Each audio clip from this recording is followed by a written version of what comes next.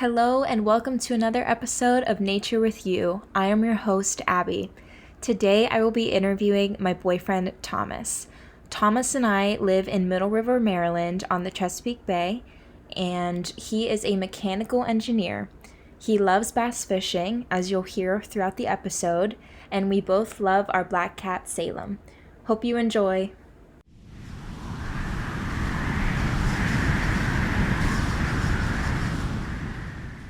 What are you doing when you feel most connected to nature?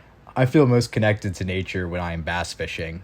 I really got into bass fishing when I got into college. I grew up fishing with my grandfather on the Susquehanna River, and during that time when I was a child, like in the late 2000s, early 2010s, there was the quality of the river, the Susquehanna River, wasn't very good, and the fish population was struggling immensely. So I didn't get real into it then, but I went to school and I found a club with bass fishing, and that really reignited my passion of fishing that I had previously. I have a question about what you were talking about in the early 2010s, you said? Yes. So did Guy, your grandpa, did he tell you about that, or did you fish during that period? No, it wasn't super well known back then, really because they didn't know what was causing it. It actually ended up being a largemouth bass virus that was impacting the smallmouth. But at the time, like I said, they didn't know. I wasn't super familiar about it. It just what it was. The river just wasn't in that great of health. It's what's causing it, we don't know.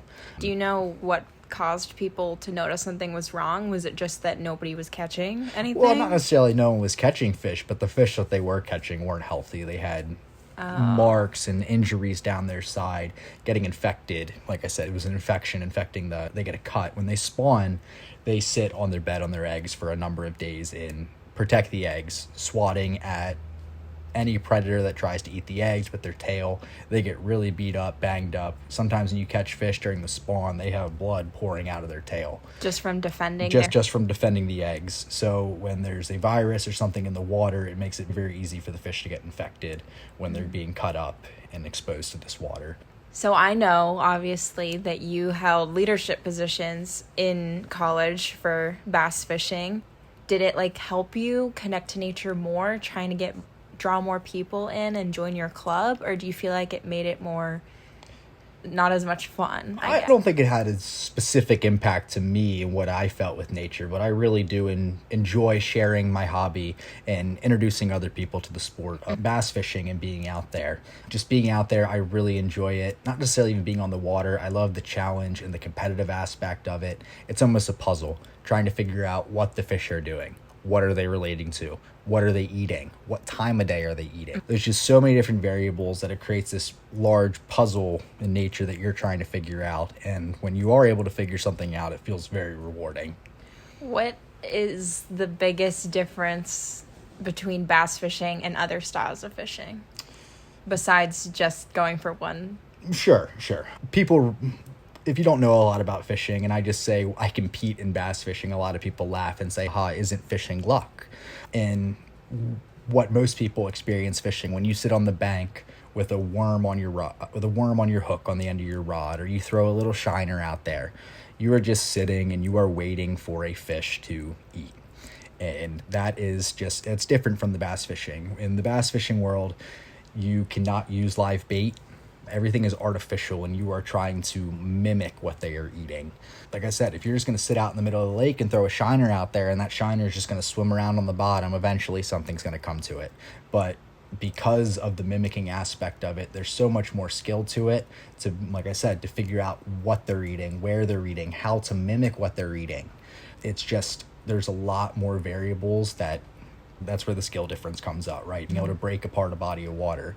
To fish 100 yard stretch of bank, and then just from fishing that 100 yards, now, okay, they're on the outside of the trees, they're on the inside of the trees, they're protecting their fry up in the trees. I'm picking trees just because that's what I'm looking at in my backyard, and I know our backyard is a lot of timber laying down, but that is the main difference, really, is that you are artificial, trying to mimic and trying to figure it out. You're not just sitting and waiting for something to bite your hook.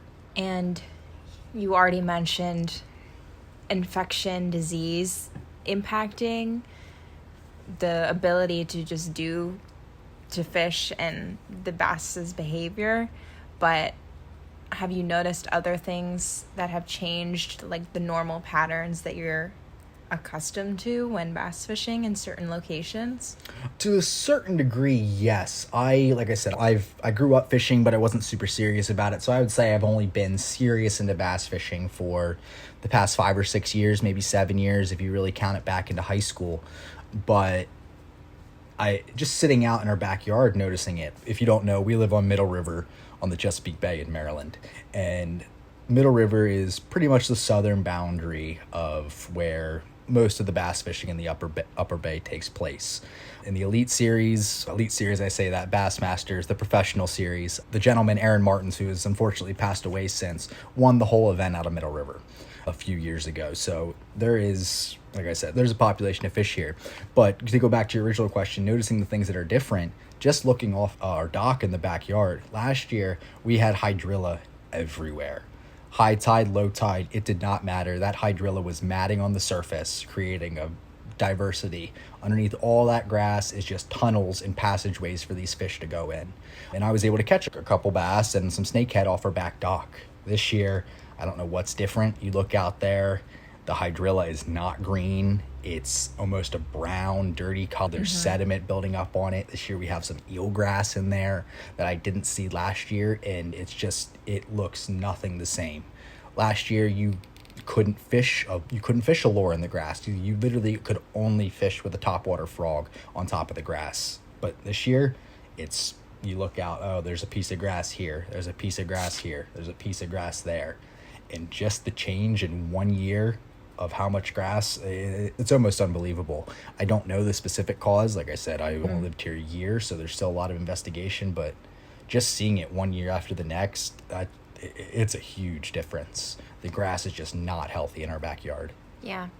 Are changes in climate, are they part of the conversation when talking about bass fishing or these changes? Absolutely. So the fish spawn once a year. They spawn in the spring. After winter, they're going to come out of their wintering spots and they're going to go into what we call the pre-spawn, and they are feeding and fattening up to eventually make a bed, lay their eggs, and sit on that bed and get the absolute hell beat out of them, like I said, protecting everything. In the spring, when temperatures go up really fast or down really fast, that really confuses the bass. I've seen days in the backyard where all of a sudden it's 75 degrees in our backyard, and 2 days ago it was 58. And those largemouth are going to start spawning in like your 60 degrees, 65 degrees, somewhere in there. But now all of a sudden it was 58 degrees and now it's in the low 70s, and the bass are saying, what the heck just happened?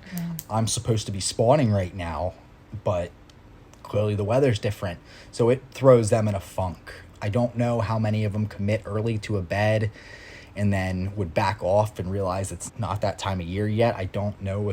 I'm not super familiar with that to say a statistic one way or the other, but I do know, just watching that, trying to fish in those conditions, the fish are super confused. They have no idea what's going on in their water, and I think everyone can say that they've experienced that, and especially in the spring and the fall, the temperatures, one day they're really warm, one day they're really cold. It just doesn't seem to have a pattern to it. So that does impact the fish's behavior, especially in the spring when they're looking to respawn. And do these temperature shifts impact when the tournaments are held, or when, I guess because it's usually weight that determines a winner of a tournament, correct? Correct. So I guess my question is, are the weights being, like, the high weights less than they've been in the past? Do you know what I'm trying to say? Yeah, I absolutely know what you're trying to say. And yes, we do see that. Typically, when you have a couple days in a row of consistent conditions, that gives the fish a chance to acclimate to those conditions, and it gives the anglers a chance to acclimate to the fish, and they can typically get some pretty good fish, some good weight. Time of year down here, there's 20-pound bags in every single corner of the Chesapeake Bay. But again, it's time of year. So looking at the weights, I fished a tournament in this spring in May, and this time of year it's supposed to be a slugfest. It only took 18 pounds to win the tournament, and over half the boats didn't even weigh a damn fish. And what was it like in the past for people who don't know? For people that don't know, that time of year that I fish that tournament, you need 23, 24 pounds to win the tournament. On a bad day, it's like 21, 22. But you're looking for at least 5 fish, at least 4 pounds. But when you're only catching 17, 18 pounds, now you're looking at 5 fish that are 3 pounds. Mm-hmm. Where are all those large females going? Mm-hmm. So you definitely see it in the weights reflected. The weather definitely has a reflection of the weights when these tournaments are going.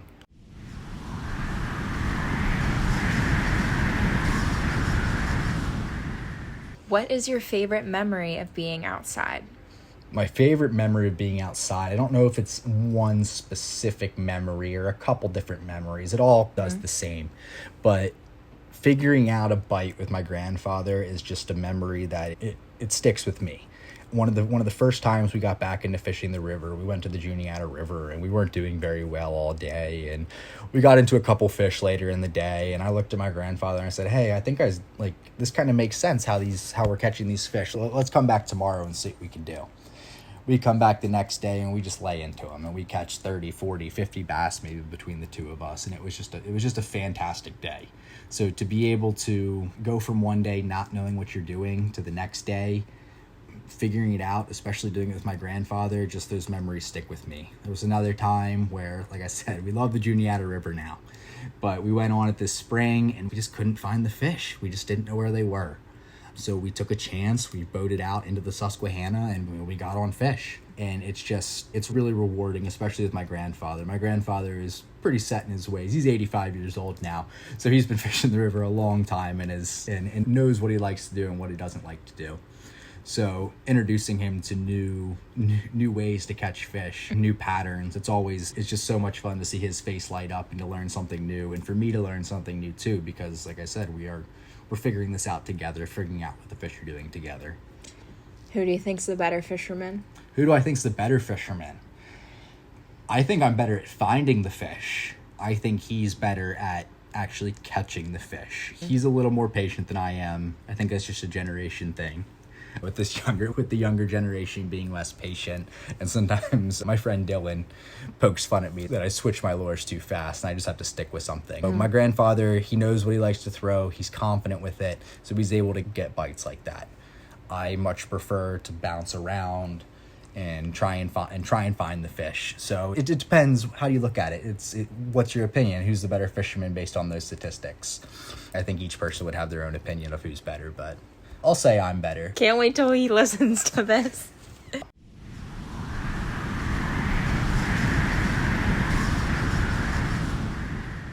I know from your stories that you get frustrated while you're fishing, bringing in the patience like you were talking about that your grandpa has more of than you. So how much better is it to fish with someone else and share that frustration than fishing by yourself? Oh boy. For me, I enjoy having the second opinion, because when I'm out there getting skunked by myself, sometimes it feels like you just get your teeth kicked in. The fish are kicking your teeth in. It's so demoralizing. And when there's someone there getting their teeth kicked in with you, it's a little less demoralizing. But that's just a personal preference. I know some guys that they love being alone. They love just figuring out being alone in their own head, thinking about it. That's their escape way. For me, like I said, when I'm getting my teeth kicked in, it's always a little better to get my teeth kicked in with someone else than doing it by myself.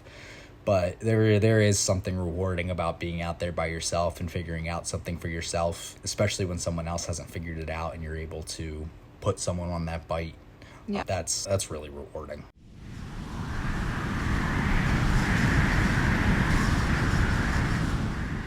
Do you currently do anything to share your experiences with nature?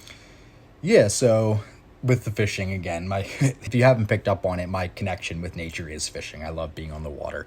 I met a new friend this year moving down to Baltimore. His name's Michael. He was at the boat ramp, just fishing at the boat ramp, and for whatever reason we were about the same age, and we started talking to each other, and here we are, however many months later, we're friends, we fish together, and he's really new to fishing, so taking him out and showing him what it's about and all these new things and to have a fresh new perspective on it, it's really cool to share that with your friends and to have friends that share the same interests with you.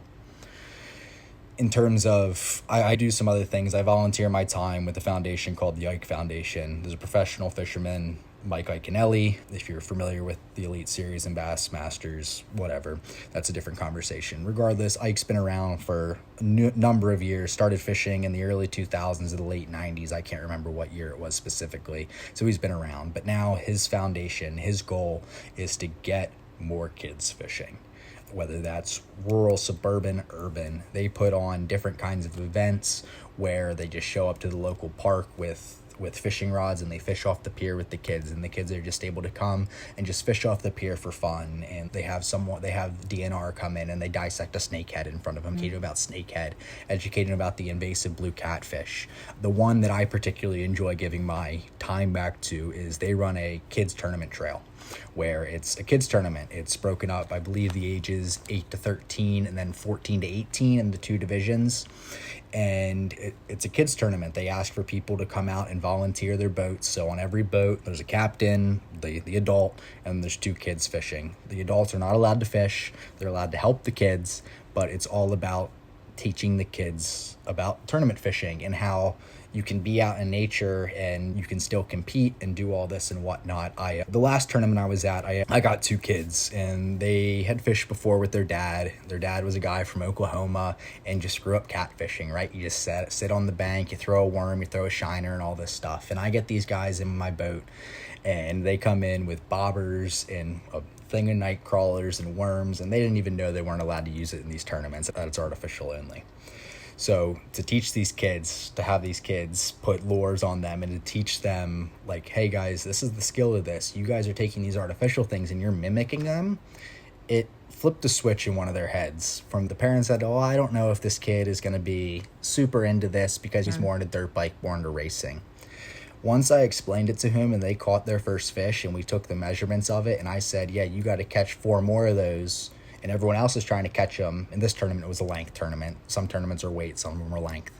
It just lit a fire in him that he was, oh, this isn't luck. This is me working my bait and the fish is reacting to what I'm doing. And he just fell in love with it. All of a sudden now he's not lollygagging, he's deadlocking his line in the water, waiting for the fish to tug on it. So it's really rewarding to see that too, to see the kids that, like I said, some kids just aren't patient, but you put that competitiveness in front of them and they take off. And the reason why I like to do this is because fishing is not cheap. Boats are not cheap. Boat break out another $1,000. So I was very fortunate that my grandfather was able to, he loved to see me fish. He supported me fishing. And I had a small 17-foot tin boat to fish tournaments with in college. And he provided that to me. It was no questions asked. And I'm very fortunate to have that opportunity. And I realized that not every family is able to go out and even it was only a small 17-foot boat. It wasn't anything very special. It was very special to me because first boat going out and fishing to it. But in the grand scheme of things and all the boats in the world, it wasn't very anything special. So to allow these kids to try it first before the parents have to commit to something, commit to a large purchase to just get their kids to try it, I think that's very valuable of my time to give it back, to allow these kids to have a chance at something that I was fortunate enough to have, but they might not have.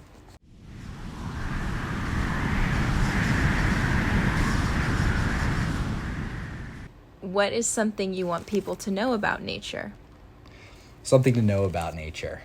What you do impacts nature. You might think it might not, but it absolutely does. Just being in Baltimore and the health of the Chesapeake Bay, it's talked about a lot. Like I said, living on the water, we are able to see the direct impacts of what's happening. So I think it's important for people to know, like I said, that they have an impact and what they do matters. There's a lot of old guys who they litter when they fish. It's just what they grew up doing. Oh, this line, what do I do with this fishing line? Oh, or what do I do with this used plastic? It's just easier just to throw it into the water than it is to toss it in the trash can in my boat.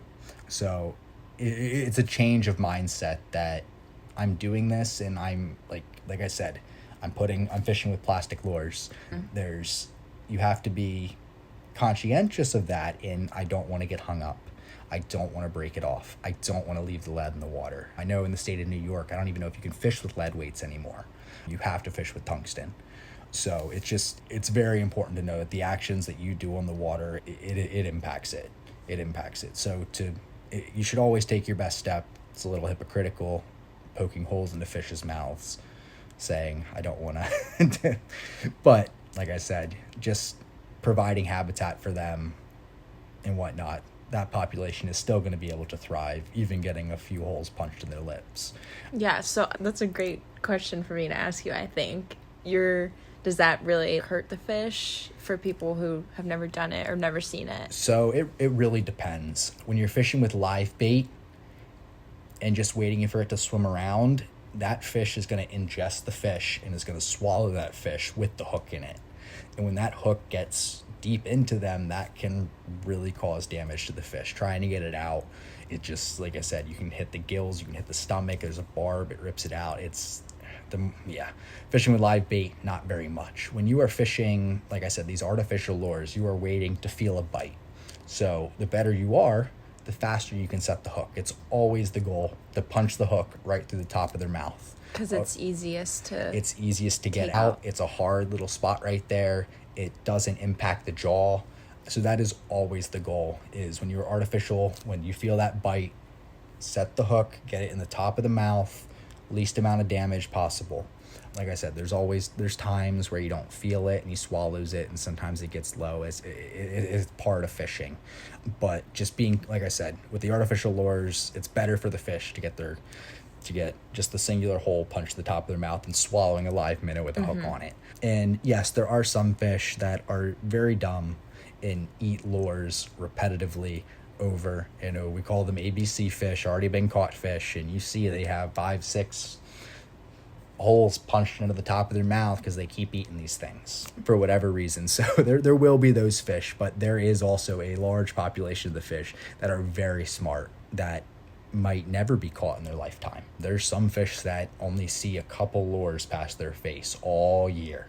Be wherever they are, it might look like a bad place to fish, but there might be a single tree branch down there with a rock that they can swim around and guard themselves on and feed all year long that no one knows about. So they're the best adapted. Yeah, and typically the heaviest. So you're always trying to find the best adapted and the heaviest fish. You don't want those ABC fish, those already been caught fish. So it's on both sides.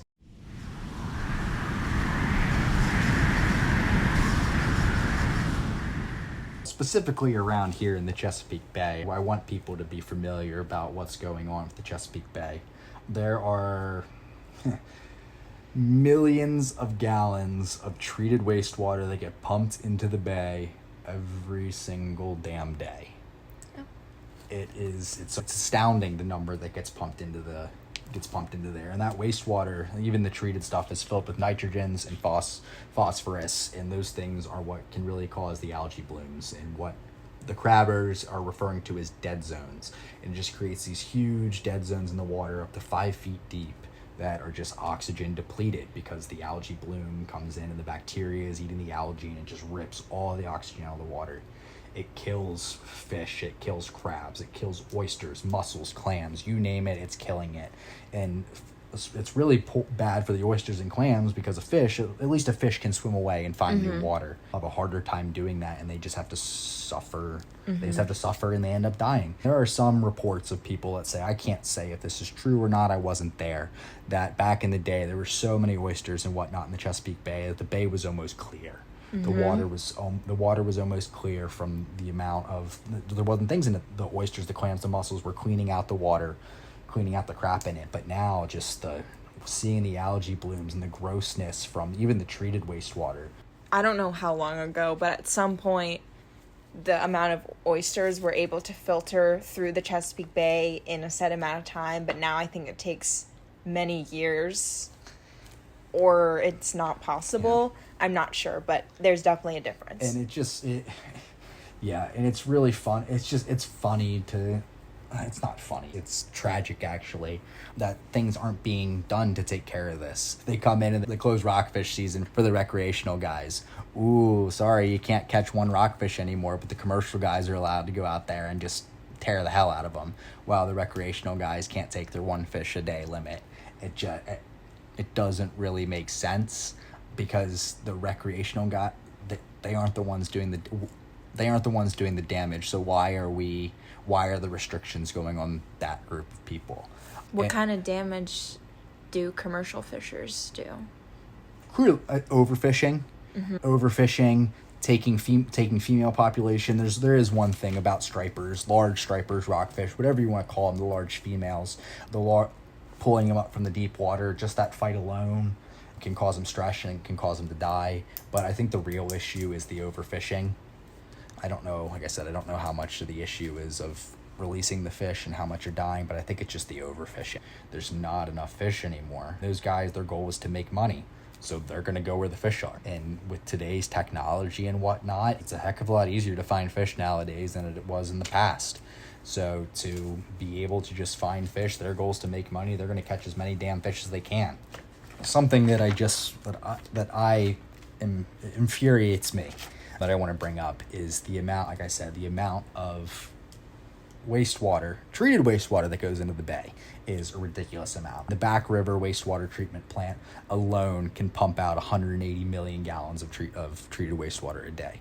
It's not typically that much. Typically it's only like 120 million gallons. Man, there's 60 million gallons that aren't going out. But the Patapsco comes in right behind it, dumping about 70 million right behind it. And there are a couple other smaller ones that dump somewhere between 6 and 15 million gallons. But I know there's about 5 in that right at the bottom of the upper bay that really pump it out. And what makes this even worse is that the facilities have been neglected for so long in the Baltimore City that untreated wastewater escapes when there's heavy flooding, when the pipes leak, the pipes haven't been maintained. In June alone, June of 2025, 21 million gallons of partially treated sewage overflowed from the Patapsco River Wastewater Treatment Center. And it seems like no one's held accountable. It's just, this is what it is. The infrastructure isn't good enough. It just is what it is. It's going to happen. But like I said, the treated wastewater is causing these algae blooms and all this hell. I can't imagine it can only make it worse when these things are coming in. Like I said, it doesn't seem like anyone's held accountable, at least from what I've seen, specifically because it keeps happening. It happens over, and it seems like it's preventable. And the Chesapeake Bay Foundation comes out and says it is preventable. So it's infuriating to see it happen over and over again, and to see the videos of the crabbers coming out there and showing the quality of the water and what the top of the water looks like. And then they take a whole 5-gallon bucket of dead crabs and say, check out all these guys, and they just dump the whole bucket of dead crabs on the floor of the boat. What do you think we can do to hold them accountable? Do you think telling more people like you are right now is gonna help? Yes, but it would help. And more people are aware, and more people might care about it and put pressure on people to make a change.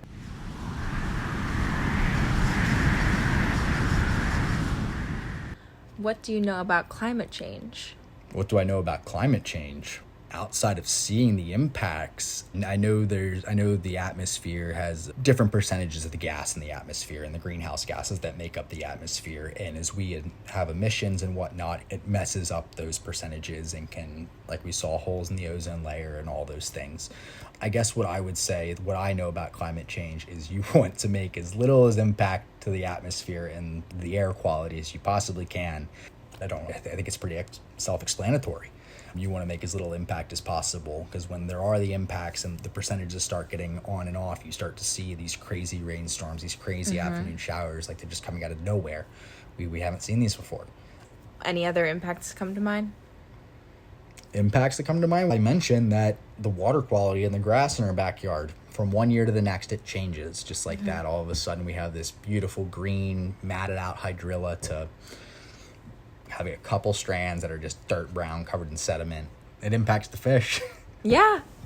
Like I said, the temperatures going up and down and being these sharp differences one day after the next, that confuses the fish. They don't know what they're doing. It makes them harder to catch, harder to do a pattern, harder to pattern them. So yeah, that's the real impact that I see.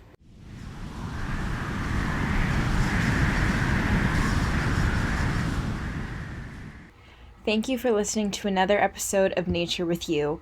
Please feel free to reach out if you want to be interviewed yourself or if you have any suggestions. I appreciate your support. Thank you.